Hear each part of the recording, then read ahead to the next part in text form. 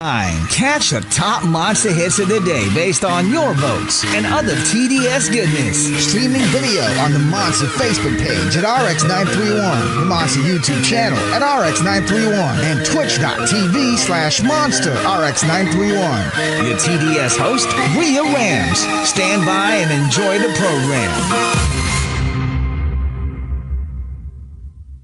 Hi, how you doing? Thank you so much for joining me today. My name is Rhea Rams. I'm from Manila's hottest Monster RX93.1. And first of all, a big congratulations to you and your bandmates.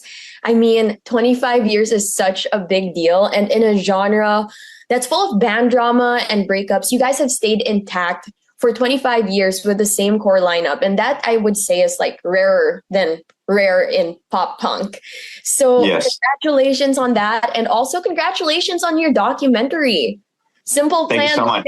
In the crowd. I am so excited. So that's going to be released on July 8th. Now, I'm curious, is there any moment in the documentary that even you guys forgot about until you saw it again there? And the moment you saw it, there's lots of those, it's looking back to the footage, the old archival stuff from 2000, 2001, 2, 3, those years are kind of lost in the memory. So watching them back was really, really cool. It was really fun to see all that stuff.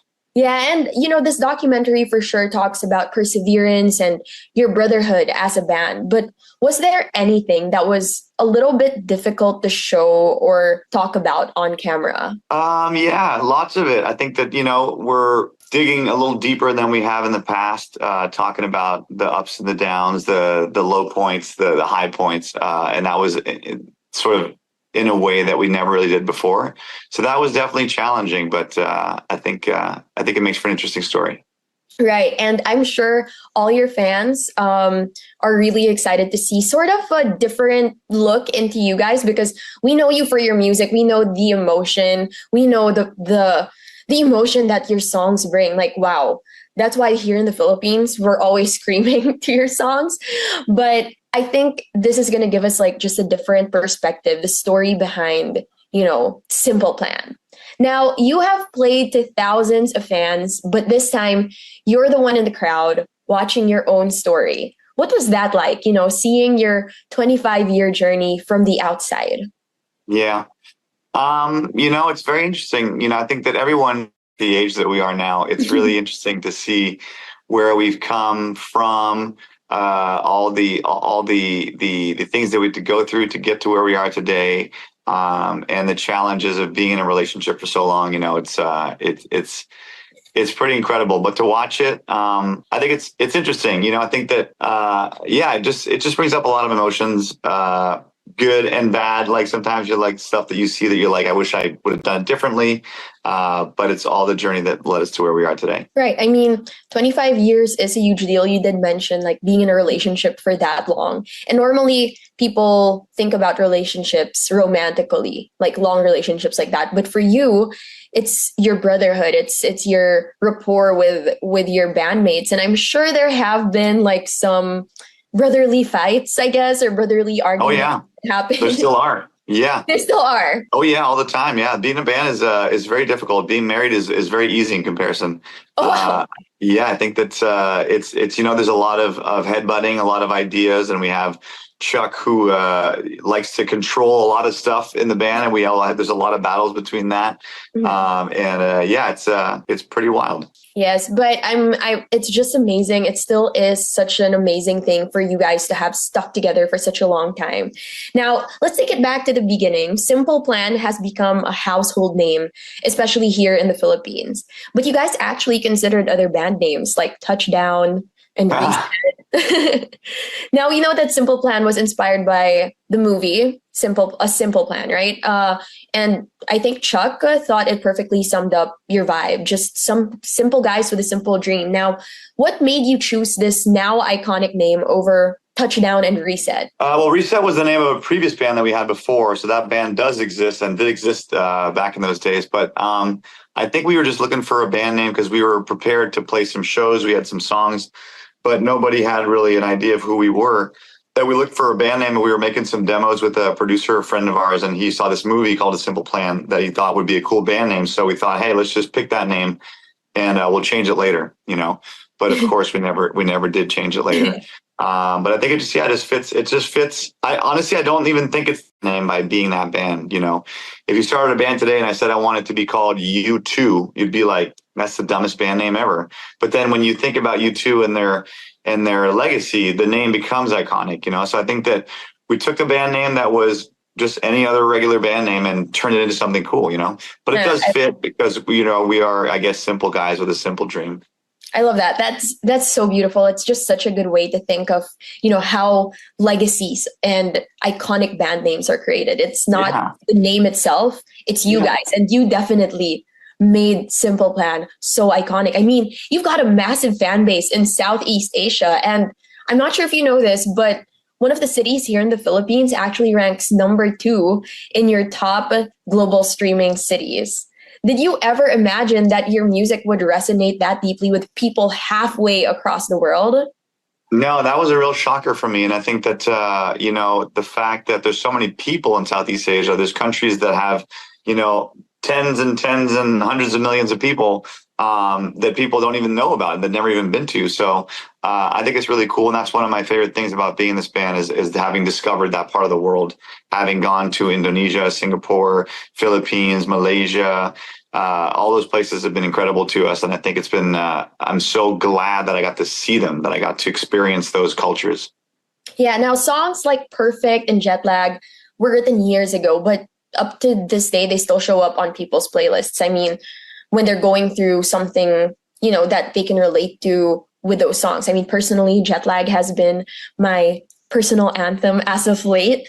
So do you still remember what space you all were in when you wrote these songs? And why do you think these songs still hit so hard today? I think they hit hard because I think we've developed an ability to make a message be very clear.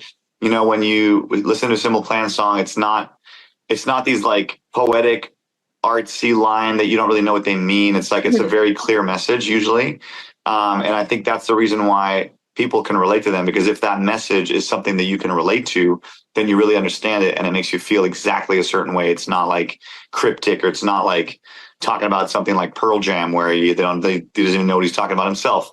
So that really helps. And the headspace, I think that we're always just trying to write something that will resonate with people and that resonates with us, whatever we're going through. And that's the main thing. If we can walk away feeling like the song resonates to us, then we know we got something good.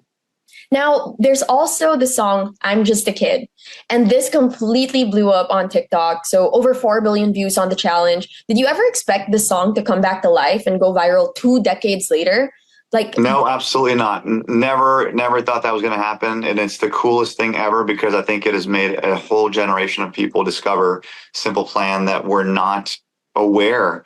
And every time a celebrity uses the song and puts it out there on a challenge, or when people spread the word with that song, it just gives the band a whole new life. And I just think it's the coolest thing, because it wasn't planned by us. It wasn't created by us. It was created by a real fan with a real desire to recreate an old picture, and it caught fire without us even fueling it, you know? So I think it's the most organic viral phenomenon that I've ever seen. Was there any favorite video that you have, like in particular, top of mind? I like the cast of Friends, the whole cast of Friends, the TV show did that. And being a fan of their TV show was really cool. Obviously, Will Smith has done like 10, so I got to give him some props. But it's, all the celebrities. I mean, even like cool ones with animals, like with dogs that I've seen that are very touching. The ones of like, especially parents holding their babies, and then I did it with my kids holding my babies, and then like they're all climbing on me as big children now. So all of those are amazing. Yeah, I mean, I absolutely love that trend too. It's just so fun to watch and so nostalgic. And despite like how rocky the song is, it makes you emotional. Now, let's talk about the Manila crowd in 2023. What was that show like from your point of view on the stage? Well, Southeast Asia always goes off. You know, they always bring the best crowds and super loud. And the cool thing is that I think a lot of people in Southeast Asia do a lot of karaoke. So their singing is very good. So when they sing along, it's not just yelling, it's like actually in pitch. So that's a really cool thing. But yeah, we love our fans out there. The Filipino fans, we meet a lot of them around the world as well. And they're always such kind people. So we're always happy to see them. Yeah, I mean, be honest, did you guys even hear yourselves over the Filipino crowd that time? Because Just as barely. Filipino crowds go, we tend to make the artists, the audience, and the concert hours. Exactly. We just barely can hear ourselves. Well, after 25 years, sold out tours, a viral, extremely viral TikTok challenge, and now a documentary, what drives you guys to still keep going? Tough to say, you know. I think just the idea of how long we can make this last, and I think for us, a new inspiration is having our kids. I love having my kids watch me play a show side stage, come on tour with me, and get the experience that their dad is not just in a band that was popular before they were born, you know, but it's still today. So that's a big inspiration. Oh, I love that. Now, you guys actually dropped a song with Avril Lavigne about last month, Young and Dumb, which, by the way, is a current favorite in our station. Amazing. Young and dumb and anyway, so you guys really don't miss. I mean, it's another song for us to kind of just sing and scream to. Now, what else is on the horizon for Simple Plan? Well, the documentary is coming out on July 8th, and we have a new song on that one. We just played it for the first time live yesterday at a show in Quebec, or in Trois-Rivières, which is in Quebec. And that was really, really fun. So that's exciting. A new song that we have put out on our own. It's the first time in a couple of years. So, and then we're touring for the next like 6 months or so, or maybe another 4 months. And then after that, we'll start making some new music. So more touring and new music, and definitely heading back to Southeast Asia at some point. Right. Now, I have to ask, any collaborations, or is there any artist, I would say a younger artist who's popping off now that you guys would love to collaborate with, or perhaps maybe even artists from other countries as well? Yeah. So many. I love collaborations with whoever, you know, any talented artists out there. I'm a huge fan of like Chappell Roan, but she's way out of reach for us. And Olivia Rodrigo. I love collaborating with girls because it brings a different quality of voice, and I love that different range, that kind of stuff. And we've always said we would love to collaborate with Pink if it was ever possible. Well, I beg to disagree that Chappell Roan is like out of your league, because come on, you guys are, like I said, a household name. Now, before I let you go, do you have a message to your Filipino fans who are tuned in right now? Yes, thank you so much, everybody out there in Philippines. We love you so much, and we can't wait to see you in 2026. I'm pretty sure we're going to come see you guys with some new music and some more tours, and miss you guys so much, and I can't wait to see you. Well, thank you so much again for taking the time, and congratulations again on the documentary and 25 years. Thank you. Thank you so much. Thank you. The Daily Survey. Exclusive interview. Monster exclusive interview. Only from Manila's hottest. Monster RX93.1.